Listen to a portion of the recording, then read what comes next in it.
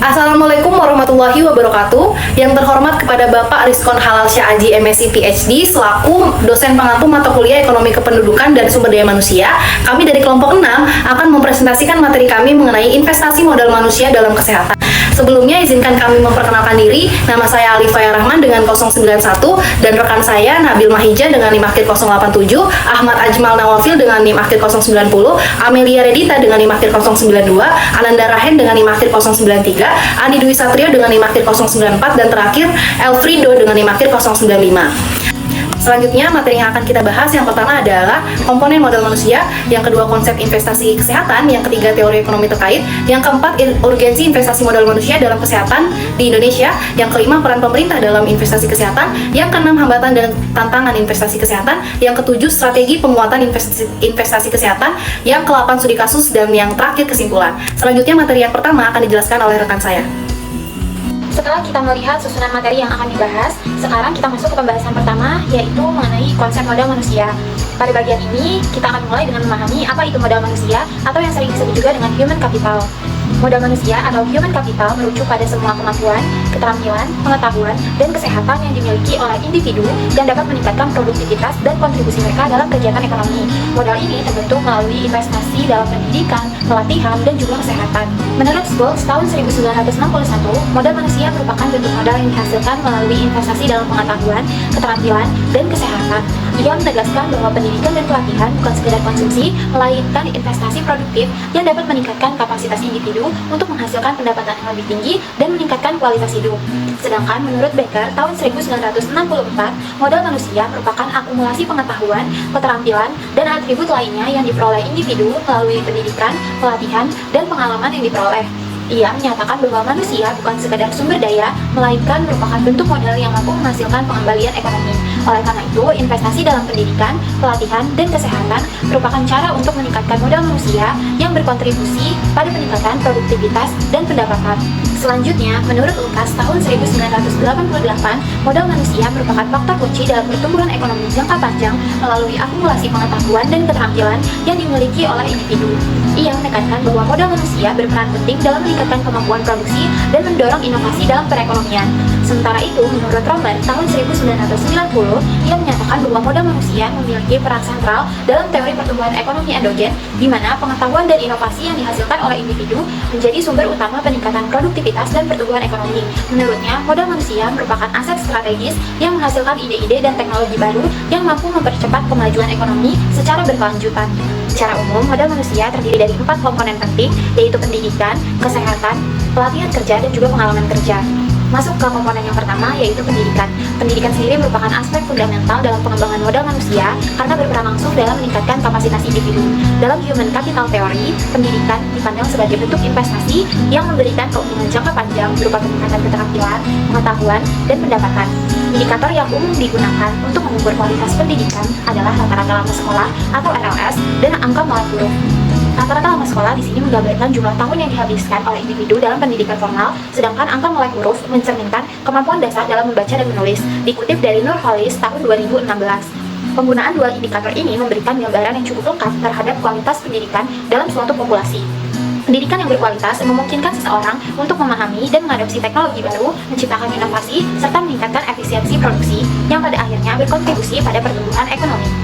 Komponen yang kedua adalah kesehatan. Kesehatan merupakan elemen penting lainnya dalam pengembangan modal manusia karena secara langsung mempengaruhi produktivitas kerja dan kemampuan individu untuk belajar serta berkembang. Kondisi kesehatan yang baik memungkinkan individu untuk bekerja secara optimal dan dalam jangka waktu yang lebih lama. Salah satu indikator utama dalam mengukur kesehatan sebagai bagian dari modal manusia adalah angka harapan hidup yang mencerminkan keberhasilan sistem kesehatan secara umum.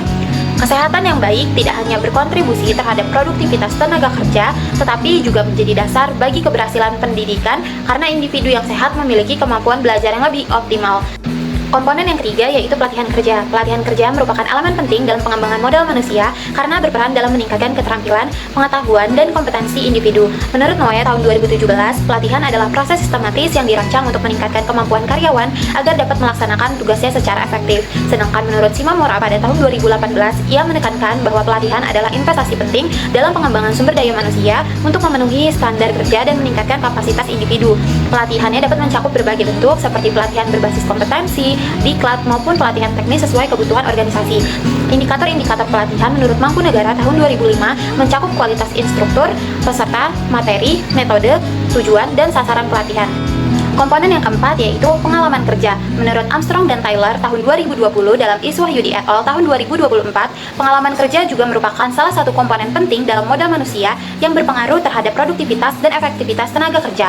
Pengalaman kerja mencerminkan akumulasi pengetahuan dan keterampilan yang diperoleh seseorang dari keterlibatannya dalam berbagai tugas dan tanggung jawab selama periode waktu tertentu. Menurut Sutrisno tahun 2009, pengalaman kerja menjadi dasar seseorang dalam menghadapi tantangan, mengambil keputusan, serta berkomunikasi dengan baik dalam dunia kerja. Indikator pengalaman kerja meliputi lama waktu bekerja, penguasaan terhadap pekerjaan dan alat, serta tingkat pengetahuan dan keterampilan yang dimiliki. Selain itu, pengalaman yang lebih luas dan beragam juga memungkinkan pekerja menyesuaikan diri dengan berbagai situasi kerja yang pada akhirnya meningkatkan produktivitas dan kinerja mereka. Investasi kesehatan sendiri merupakan serangkaian upaya yang dilakukan seseorang untuk mencapai kondisi kesehatan yang optimal di setiap tahapan usia melalui pencegahan penyakit, pemeliharaan, dan peningkatan kesehatan fisik maupun mental. Setiap individu bertanggung jawab atas kesehatan dan kesejahteraan hidupnya, sehingga investasi kesehatan berarti juga mengurangi faktor risiko yang dapat menyebabkan penyakit, serta berupaya mencapai kesejahteraan hingga usia lanjut. Dalam buku Ekonomi Kesehatan, karya Veronica Kalian Putri, menjelaskan investasi kesehatan didefinisikan sebagai penanaman sumber daya pada sektor kesehatan berupa waktu, tenaga, maupun biaya dengan tujuan memperoleh kualitas kesehatan yang optimal di masa depan, baik secara individu maupun masyarakat. Menurut Michael Grossman pada tahun 1972, memandang kesehatan sebagai modal atau output kapital yang dapat dikelola dan diproduksi melalui berbagai masukan seperti pelayanan medis, gaya hidup, dan perilaku preventif. Berikutnya ada bentuk-bentuk investasi kesehatan. Ada 4 bentuk investasi kesehatan. Yang pertama, ada upaya promotif. Upaya promotif sendiri merupakan suatu rangkaian kegiatan pelayanan kesehatan yang lebih menggunakan kegiatan yang bersifat promosi kesehatan. Contohnya ada penyaluran kesehatan gigi. Lalu yang kedua ada upaya preventif. Upaya preventif ini merupakan suatu kegiatan pencegahan terhadap suatu masalah kesehatan atau penyakit. Contoh upaya preventif adalah pengolesan fluor pada gigi. Fluoride ini membantu mencegah gigi berlubang dan memperkuat lapisan luar gigi. Lalu yang ketiga ada upaya kuratif. Upaya kuratif ini merupakan suatu kegiatan atau serangkaian kegiatan pengobatan yang ditujukan untuk penyembuhan penyakit, pengurangan penderitaan akibat penyakit, pengendalian penyakit, atau pengendalian catatan agar kualitas penderita dapat terjaga seoptimal mungkin. Contoh upaya kuratif ini adalah penambal gigi. Lalu yang keempat, yaitu upaya rehabilitatif. Upaya rehabilitatif ini merupakan kegiatan atau serangkaian kegiatan untuk mengembalikan bekas penderita ke dalam masyarakat sehingga dapat berfungsi lagi sebagai anggota masyarakat yang berguna untuk dirinya dan masyarakat semaksimal mungkin sesuai dengan kemampuannya. Contoh rehabilitatif ini merupakan pembuatan atau pemasangan gigi palsu. Berikutnya indikator investasi kesehatan. Investasi kesehatan diukur menggunakan beberapa indikator utama yang sering digunakan dalam penelitian dan kebijakan publik. Yang pertama, ada angka harapan hidup. Angka harapan hidup adalah indikator utama yang menunjukkan perkiraan usia rata-rata penduduk suatu negara atau wilayah pada saat kelahiran. Indikator ini mencerminkan kualitas hidup dan keberhasilan pembangunan kesehatan di suatu daerah. Yang kedua ada morbiditas atau tingkat kesakitan. Morbiditas ini merupakan indikator yang mengukur tingkat kejadian penyakit dalam satu populasi dalam periode tertentu. Tingkat morbiditas digunakan untuk menilai beban penyakit dan efektivitas upaya pencegahan serta pengobatan yang dilakukan melalui investasi kesehatan. Berikutnya ada angka kematian atau mortalitas. Mortalitas ini mengukur jumlah kematian dalam populasi tertentu. Biasanya dinyatakan dalam angka kematian bayi, balita, atau kematian ibu melahirkan. Lalu yang berikutnya ada akses dan kualitas layanan kesehatan. Ini diukur dari jumlah fasilitas kesehatan seperti puskesmas dan rumah sakit, jumlah tenaga kesehatan seperti dokter, perawat, lalu pengeluaran pemerintah di bidang kesehatan. Indikator berikutnya ada status gizi dan prevalensi penyakit tertentu, misalnya prevalensi stunting, malnutrisi, atau penyakit menular dan tidak menular. Lalu berikutnya ada indeks pembangunan manusia atau yang sering disebut IPM. Salah satu komponen IPM adalah kesehatan yang diukur melalui angka harapan hidup dan indikator kesehatan lainnya. Suatu ukuran yang digunakan untuk menilai keberhasilan pembangunan manusia di suatu wilayah ataupun negara. IPM ini terdiri dari 3 dimensi utama. Yang pertama ada kesehatan. Kesehatan diukur melalui angka harapan hidup saat lahir yang mencerminkan derajat kesehatan penduduk.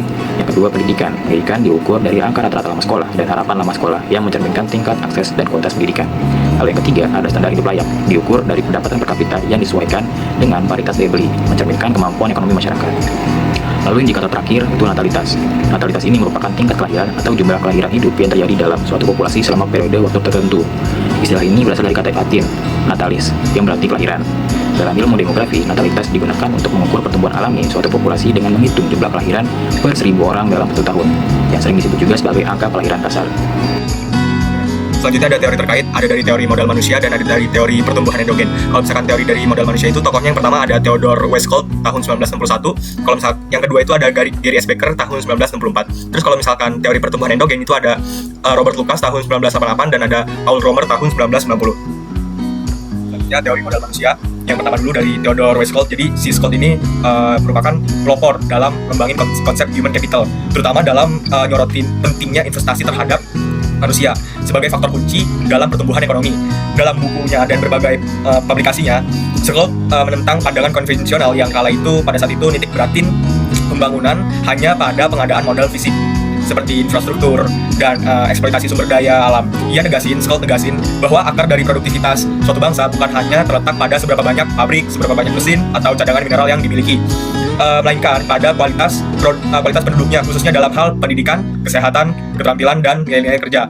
Itu untuk Theodore Westcott. Kemudian kalau misalkan dari Gary S. Becker, jadi dalam karyanya Gary S. Becker itu dalam karyanya itu Human Capital, A Theoretical and Empirical Analysis with Special Reference to Education tahun 1964, menurut Becker sendiri, seorang individu yang sehat akan memiliki kapasitas kerja yang lebih besar, resiko ketidakhadiran kerja yang lebih kecil, dan energi yang lebih optimal untuk melakukan pekerjaan secara efisien.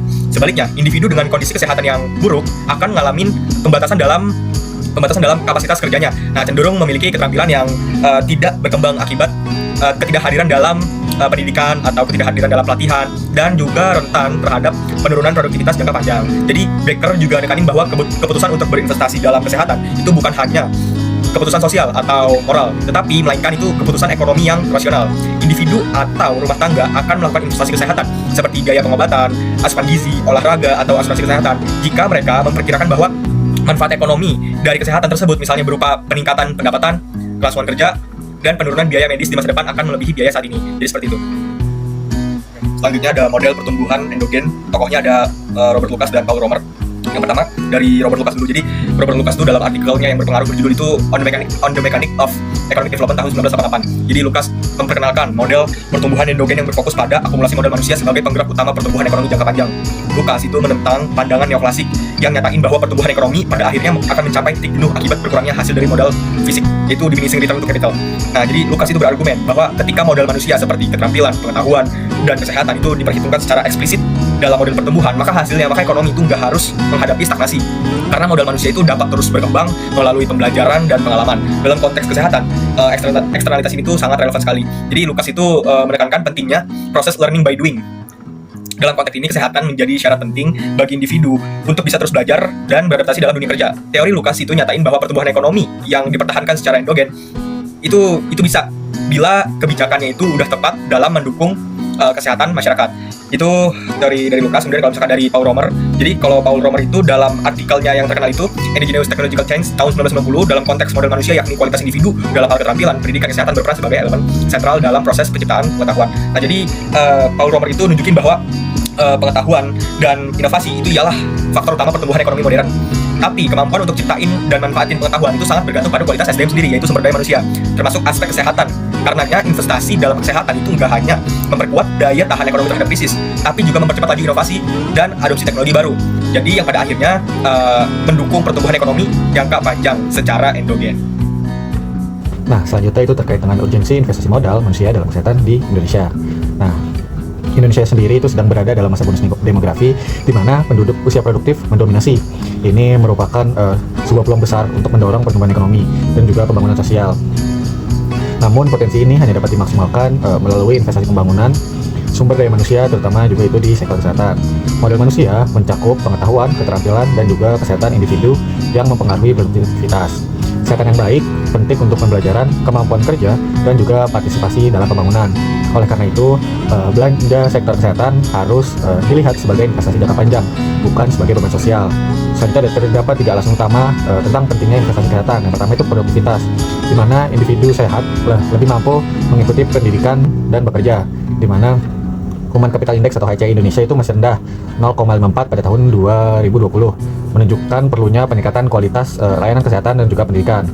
Yang kedua tentang tantangan kesehatan, di mana masalah seperti stunting yang sebesar 21,5% pada tahun 2024, juga kesenjangan layanan antara kota dan daerah 3T, serta beban penyakit menjadi hambatan serius dalam pembangunan modal manusia. Yang ketiga ada multiplier effect, di mana investasi preventif seperti imunisasi, gizi, dan juga sanitasi mampu menurunkan beban biaya kesehatan jangka panjang dan meningkatkan efisiensi fiskal. Nah, untuk itu diperlukan strategi seperti perluasan akses layanan kesehatan dasar, terutama di daerah 3T, terus juga peningkatan kualitas dan juga distribusi tenaga medis, serta penguatan program gizi seperti 1000 HPK, digitalisasi layanan kesehatan dan juga integrasi data, dan juga terakhir ada edukasi publik tentang perilaku hidup sehat. Nah, sekarang kita masuk ke peran pemerintah dalam investasi kesehatan. Nah, kesehatan masyarakat juga merupakan salah satu fondasi utama dalam rencana pembangunan nasional yang berkelanjutan. Tanpa adanya tingkat kesehatan yang baik, yang optimal, produktivitas tenaga kerja juga akan ikut menurun, angka kemiskinan akan meningkat, dan ketimpangan sosial dan ekonomi juga semakin meluas. Dalam konteks ini, peran pemerintah sangat krusial ya dalam menjamin ketersediaan, keterjangkauan, dan kualitas layanan kesehatan bagi seluruh lapisan masyarakat. Di sini saya membagi beberapa langkah-langkah yang pemerintah lakukan dalam melakukan investasi dari sektor kesehatan. Yang pertama ada penyusunan dan implementasi kebijakan kesehatan. Nah, pemerintah ini bikin regulasi atau peraturan yang berjangka panjang yang menjadi dasar penganggaran dan pelaksanaan program kesehatan, serta membentuk tim sistem pengawasan. Contohnya ini ada implementasi inisiatif Health in All Policy di Finlandia, di mana ini tim ini nih dibuat untuk mengurangi penyakit kardiovaskular sejak 1972, sehingga revisi pada 1993 di Senegal, Tanzania juga ikut membuat tim bahwa koordinasi ini bagus lah untuk pengontrolan yang kuat, evaluasi yang penting untuk keberhasilan kebijakan. Terus yang kedua ada alokasi anggaran dan pedesaan. Pemerintah ini harus sepenuhnya bertanggung jawab dan merencanakan dan serta menyalurkan dengan baik anggaran kesehatan, terutama di daerah terpencil. Studi di China pada tahun 2009 sampai 2011 ini menunjukkan kalau pemerintah ini mengalokasikan sekitar 1,5 miliar dari APBN-nya sekitar 44% untuk anggaran kesehatan di negaranya itu. Lalu ada pembangunan infrastruktur kesehatan. Nah, pembangunan ini tuh harus disertai dengan modernisasi alat untuk agar para pasien yang ada di pelosok-pelosok bisa berobat tanpa jauh-jauh harus ke kota gitu. Lalu yang keempat ada penguatan sumber daya manusia. Nah, pemerintah ini harus membiayai penuh pendidikan, latihan berkelanjutan, relicensing, serta mekanisme insentif seperti Pay for Performance, P4P namanya. P4P ini banyak ya digunakan di 33 negara OECD. Nah, menurut WHO ini investasi pada tenaga kesehatan bisa meningkatkan hasilan kesehatan, keamanan global, serta pertumbuhan ekonomi. Lalu selanjutnya ada penyelenggara program jaminan kesehatan nasional. Nah, pemerintah ini membentuk sistem atau program jaminan sosial kesehatan seperti JKN, jaminan kesehatan nasional, yang mengarah pada subsidi dan regulasi untuk menjamin proteksi kesehatan bagi semua warga. Saya mengambil contoh di China. China ini asuransi pedesaannya namanya CMS atau NCMS terbukti bisa meningkatkan akses dan perlindungan finansial masyarakat desa ini, mungkin seperti asuransi gitu ya. Lalu yang selanjutnya ada nomor 6, promosi dan pencegahan kesehatan. Nah, melalui promosi kesehatan ke depan publik atau sosialisasi lah ya, sistem surveillance penyakit atau promosi perilaku sehat ini perlu ya untuk edukasi kesehatan untuk para mungkin startnya dari sekolah TK gitu. Dan tapi di studi di India bisa menunjukkan kalau promosi ini kurang baik kurang berhasil karena kurangnya dana dan tidak diprioritaskan oleh pemerintahnya, serta ujungnya bisa menghambat efektivitas program ini. Lalu terakhir ada monitoring dan evaluasi sistem kesehatan.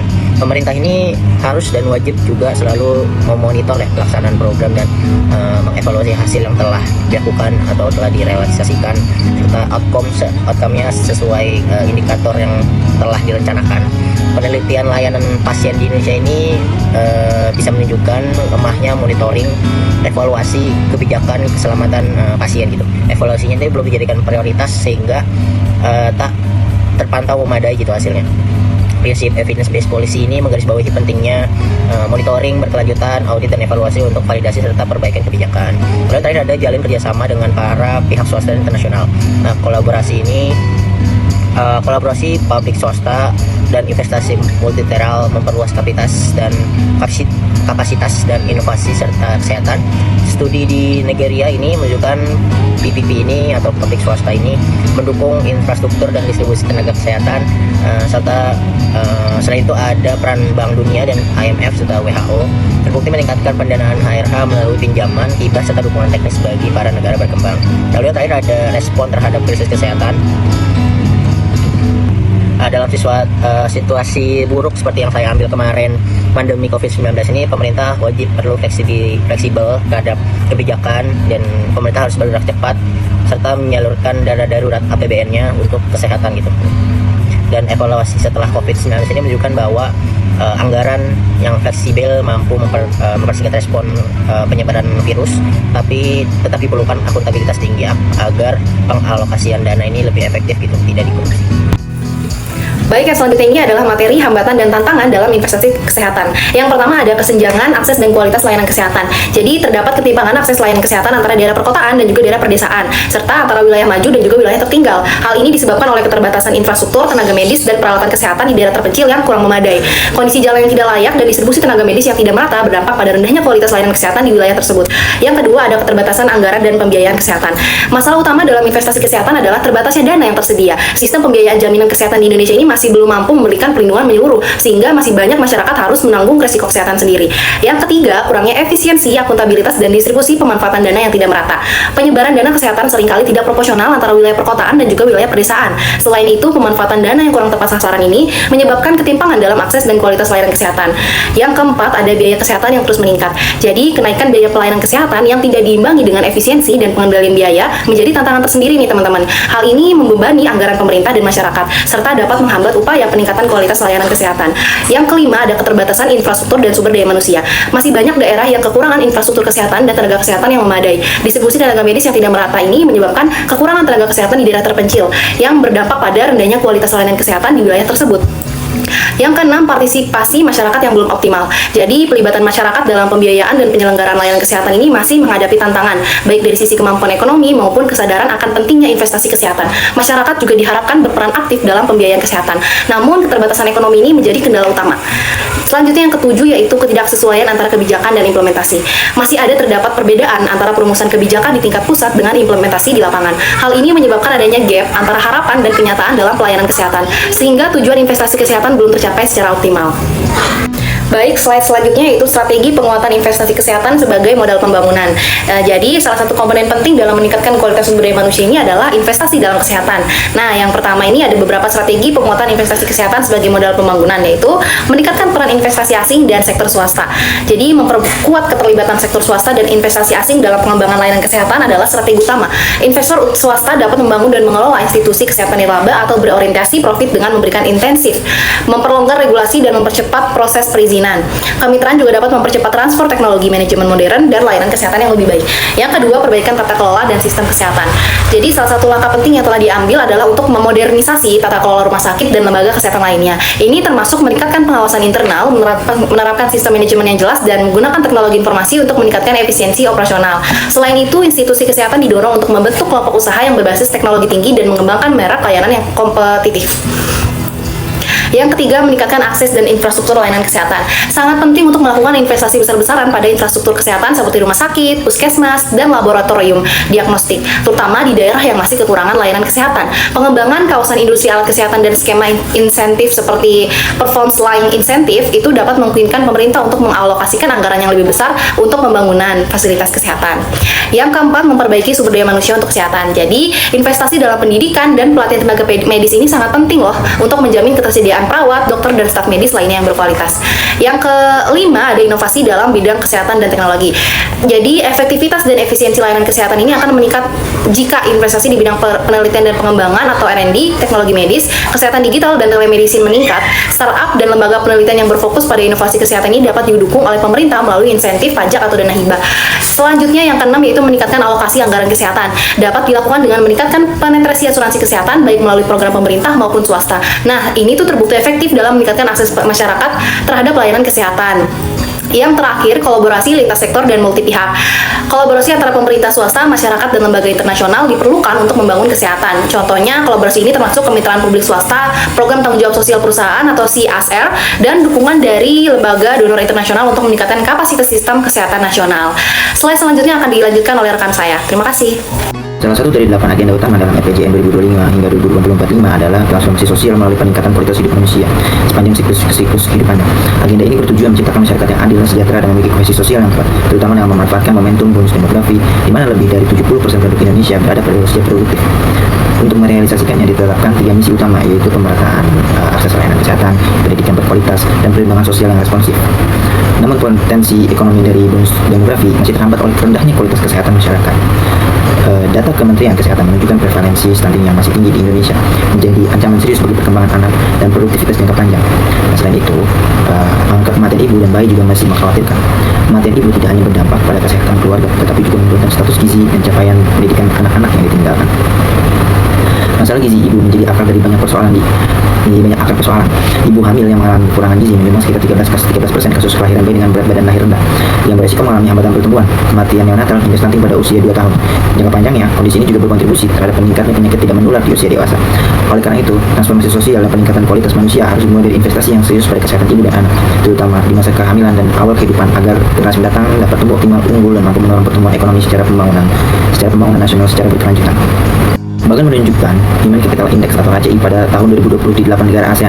HCI menilai potensi produktivitas anak-anak di masa depan berdasarkan akses terhadap layanan kesehatan dan pendidikan dengan skor 0 hingga 1. Semakin tinggi nilainya, semakin besar potensi produktivitas individu. Singapura menempati posisi tertinggi dengan skor 0,28, mencerminkan kualitas pelayanan publik yang baik. Vietnam menyusul di posisi kedua dengan 0,69, menunjukkan kemajuan pesat dalam pengembangan sumber daya manusia.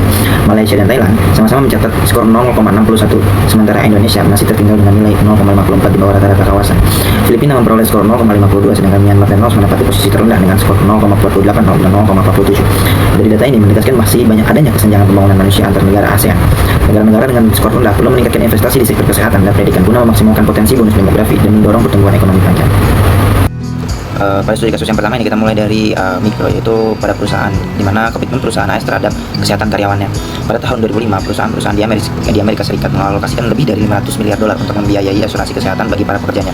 Berdasarkan temuan dari Sarah Holland, perusahaan-perusahaan besar dengan produktivitas tinggi dan belanja riset dan pengembangan yang signifikan cenderung menginvestasikan lebih dan banyak dana pada kesehatan tenaga kerjanya. Tujuan utama dari investasi ini adalah menekan kehilangan produktivitas akibat penyakit, yang pada akhirnya mampu meningkatkan nilai perusahaan di pasar. Lebih jauh, studi ini menekankan bahwa investasi kesehatan tidak hanya melindungi pekerja, tetapi juga memperkuat efektivitas penggunaan aset fisik perusahaan, menjadikan kesehatan sebagai bagian dari strategi bisnis yang penting. Untuk studi kasus yang kedua, kita lanjut ke mancanegara, yaitu dampak ekonomi dari investasi kesehatan di Tiongkok. Penelitian Zheng dan Lu melakukan analisis terhadap 31 provinsi di Tiongkok dalam periode 1999 hingga 2016 dan menemukan bahwa investasi dalam kesehatan manusia memiliki pengaruh positif terhadap pertumbuhan ekonomi.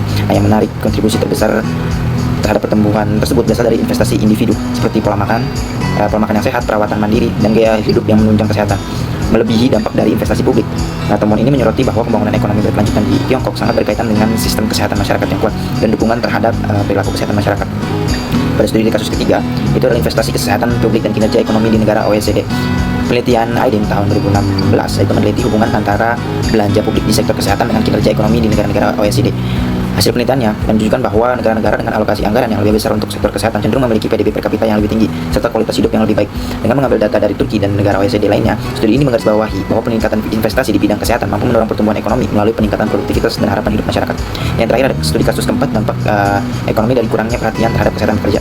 Nah, penelitian oleh Berger dan rekan-rekan yang mengungkapkan bahwa perusahaan-perusahaan di Amerika kehilangan sekitar 5 hingga 10% produktivitas akibat masalah kesehatan karyawan, termasuk ketidakhadiran dan bekerja dalam kondisi tidak fit. Implementasi program kesehatan di tempat kerja seperti pemeriksaan rutin, pelatihan pengelolaan stres, dan promosi aktivitas fisik terbukti mampu menekan kerugian ini secara signifikan. Oleh karena itu, investasi di bidang kesehatan karyawan tidak hanya meningkatkan kondisi fisik dan mental pekerja, tetapi juga menghasilkan manfaat ekonomi langsung bagi perusahaan. Kesimpulan dari pembahasan materi pada kali ini yaitu investasi kesehatan merupakan fondasi utama dalam membangun kualitas sumber daya manusia yang produktif dan berdaya saing tinggi, khususnya dalam menghadapi momentum bonus demografi di Indonesia. Kesehatan menjadi elemen penting dari modal manusia karena menentukan kemampuan individu untuk belajar, bekerja, dan berinovasi. Meskipun pemerintah telah melakukan berbagai upaya strategis seperti penyusunan kebijakan kesehatan, alokasi anggaran, pembangunan serta modernisasi infrastruktur kesehatan, penguatan sumber daya manusia kesehatan melalui pendidikan dan pelatihan, penyelenggaraan program jaminan kesehatan nasional, promosi dan pencegahan penyakit, monitoring dan evaluasi sistem kesehatan, kolaborasi dengan sektor swasta dan mitra nasional, serta respon cepat terhadap krisis kesehatan seperti pandemi, namun implementasi investasi kesehatan masih menghadapi berbagai tantangan dan hambatan, seperti kesenjangan akses dan kualitas layanan antar daerah, keterbatasan anggaran dan pembiayaan kesehatan, distribusi dana dan sumber daya manusia yang tidak merata, biaya kesehatan yang meningkat, efisiensi dan akuntabilitas yang belum optimal, serta kurangnya partisipasi masyarakat dan ketidaksesuaian antara kebijakan pusat dan pelaksanaan di lapangan. Faktor-faktor tersebut menghambat efektivitas investasi kesehatan dalam membangun modal manusia yang merata di seluruh wilayah Indonesia. Untuk mengatasi tantangan tersebut, strategi penguatan investasi kesehatan perlu diarahkan pada beberapa langkah penting, seperti meningkatkan peran investasi asing dan sektor swasta dalam pembangunan layanan kesehatan, memperbaiki tata kelola dan sistem kesehatan berbasis teknologi informasi, memperluas akses dan infrastruktur layanan kesehatan, terutama di daerah 3T, memperkuat kapasitas tenaga medis melalui pendidikan dan pelatihan berkelanjutan, mendorong inovasi di bidang kesehatan dan teknologi melalui pengembangan riset serta layanan digital, meningkatkan alokasi anggaran yang efisien dan tepat sasaran, membangun kolaborasi lintas sektor. Dengan strategi yang terintegrasi, investasi kesehatan dapat memperkuat modal manusia guna mendukung pembangunan ekonomi yang inklusif dan berkelanjutan. Baik, sekian presentasi dari kelompok kami. Kurang lebihnya mohon maaf. Wabillahi taufiq wal hidayah. Wassalamualaikum warahmatullahi wabarakatuh.